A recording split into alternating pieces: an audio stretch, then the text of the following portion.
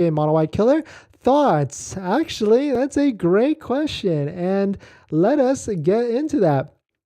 So in case you missed it, Tesla seems to have announced, or it seems to be speculating, that they're going to be producing 4 million low-price vehicles annually, and maybe that is going to be a smaller Model Y killer. So let's take a look at it. And that makes sense, right? Because when we think smaller Model Y killer, I guess we think like a Volkswagen Golf type size vehicle, something that maybe like a Lexus UX or like a smaller RAV4, something that sits low to the ground and that's still SUV like. I don't know if I would still like it, but whatever we can do to get more units on the ground, right? For Tesla shareholders at the end of the day. But we'll take a look at it. But if you're just joining in, my name is Dennis. I love talking about Tesla hacking, as I like to call it, but basically just getting the best deal on Tesla at the best possible price, or just getting really good financing. So if you're interested in any of that, please hit that subscribe. And so let us take a look at this. Shout out to Crusher for posting this topic. Dennis, I heard they're going to build a smaller Model Y. Is this going to be a Model Y killer? LOL, thoughts? Well, essentially, yeah, anything that is going to be cheaper than what is currently out there will cannibalize some of the sales. That is essentially it, no matter what. But here's an article from pandaily.com.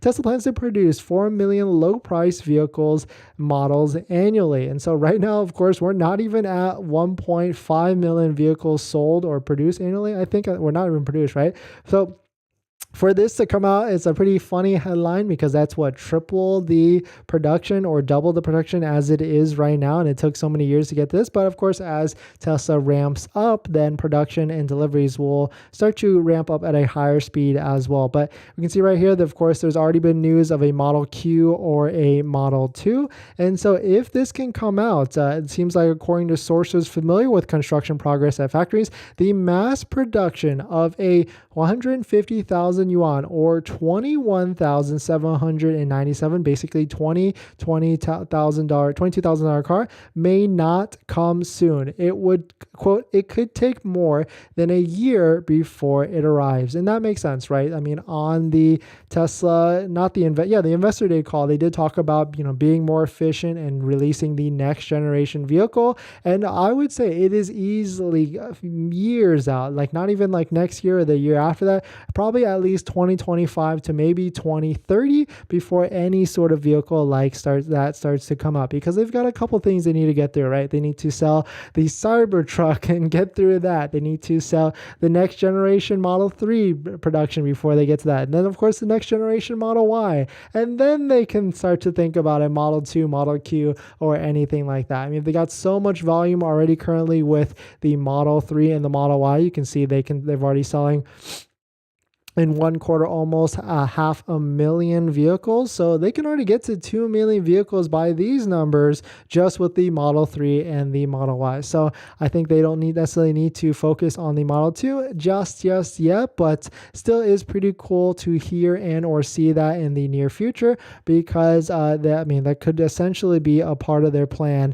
at the end of the day, especially with plants opening up in Mexico and maybe other places around there. I could easily see a $25,000 Tesla coming out soon. But that's a really good point, Happy Hippo. Like, that is going to devalue the brand. I mean, we see a lot of luxury vehicle manufacturers like Mercedes getting into like the small cheap price sedan with like the CLA or even the A series and things like that, and then quickly pulling out after that because it's not necessarily worth it. Like, yes, more volume and yes, more units, but it also devalues the brand at the end of the day, essentially, because then it becomes more. But at the end of the day, also, Tesla is it a luxury car? Is it a luxury technology car? I also kind of feel like Tesla is just in this like weird in between. Like, it's not a luxury car or a premium car, but it's also not like as cheap or low as like, Kia, Hyundai, Toyota, Honda. But at the same time, it's in this like weird in between because it's got like a handful of premium touches on it in terms of like technology and like maybe vegan leather, but it's also not as cheap as some of these other vehicles out there. So definitely some pretty interesting stuff. Let me know what your thoughts on it. We're going to jump into our next topic, but before we do that, this video is actually sponsored by my Patreon link. Down below in the description is the Patreon link where you can support the channel, and there's a variety of benefits, but some of them include actually scheduling a call with me where you can ask me any questions about buying a Tesla, selling a Tesla, or even financing a Tesla. And after you join the Patreon, you get a link to my buying guide, which has links to all the credit unions and banks that all have interest rates lower than Tesla financing. Lower than Tesla financing is 5.59%, all lower than that. So definitely check it out. Link down below in the